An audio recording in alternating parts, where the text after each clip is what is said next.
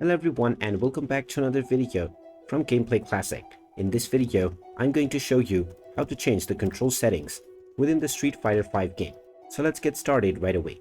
Now, when you're playing the Street Fighter V game, if you wish to change your control settings, then you can simply pause the game by pressing the enter button within your keyboard or by pressing the start button within your joystick.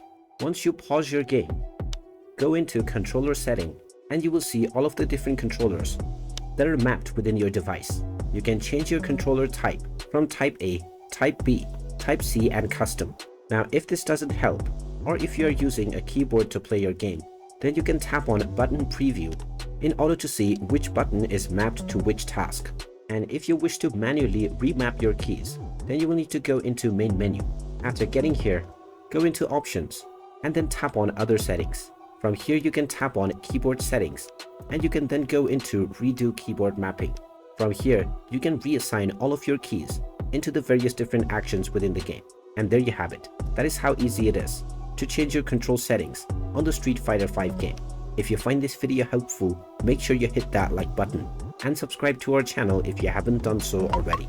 Also ring that notification bell to never miss another update from us. Thank you for watching and I will see you again in the next video.